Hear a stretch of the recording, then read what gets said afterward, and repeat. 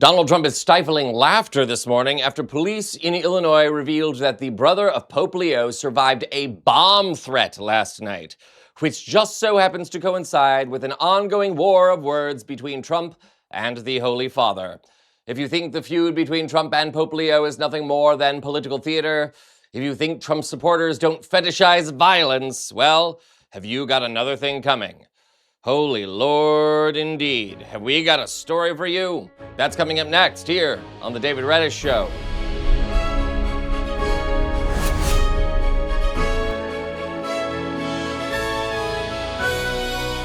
Welcome to the show, beautiful viewers. I am your host, once again reminding you to subscribe to our channel now, and if you already have, please get word out about the show any way that you can.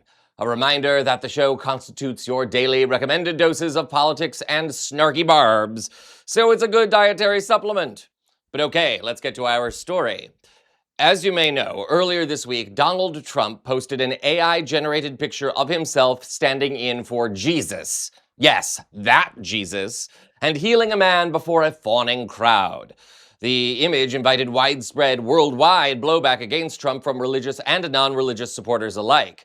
Pope Leo, the first American pontiff, had some thoughts of his own on the matter, and thus a public relations feud between Trump and the Vatican began.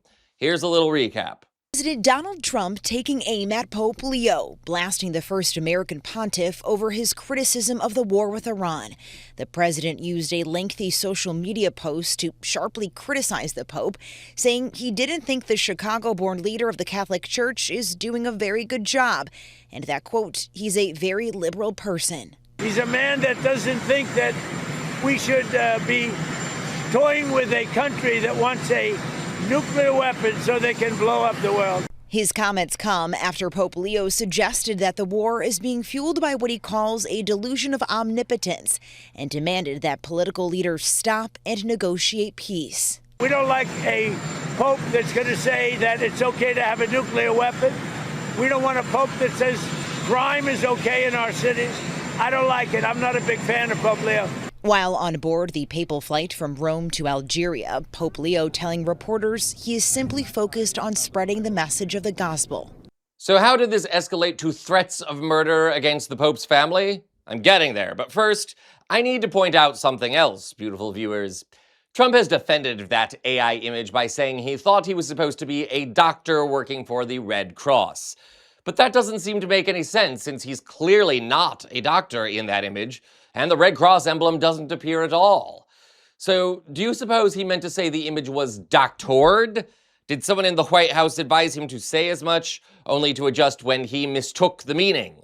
And most importantly, for the sake of this story, do you think Trump still knows the difference, or is this the latest sign that President Adultery is losing his mind? I ask you folks, because I'm not even sure anymore. But I digress. The feud between Trump and the Pope, in addition to being unprecedented, is also having some unintended consequences, especially in the Chicago suburb of New Lenox, Illinois, which, for the record, is only about 30 miles from where I was raised.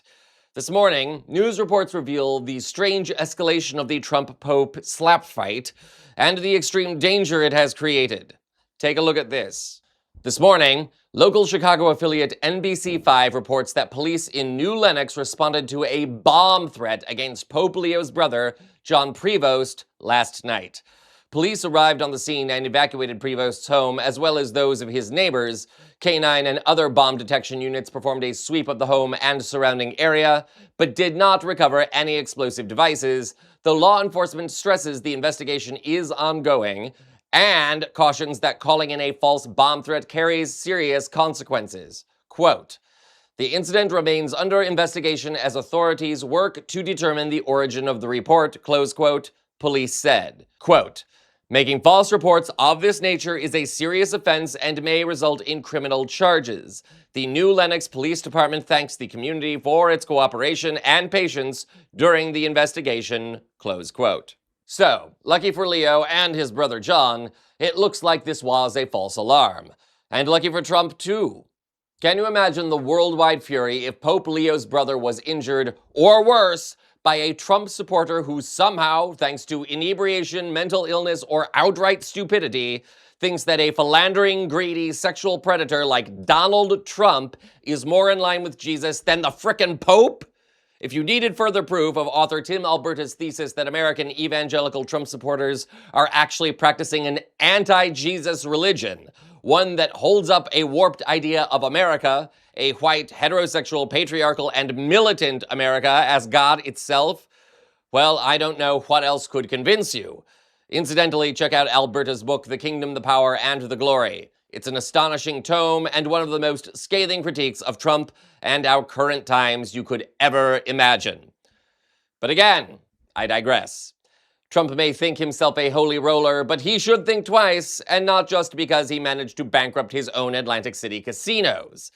As for Pope Leo, a man with whom I have many disagreements, go get him, Padre. And as for Trump, this is one bomb that, if it doesn't blow up in your face, is going to affix its rotting teeth to your cellulite-ridden behind. Try healing that, doctor. This is the David Reddish Show.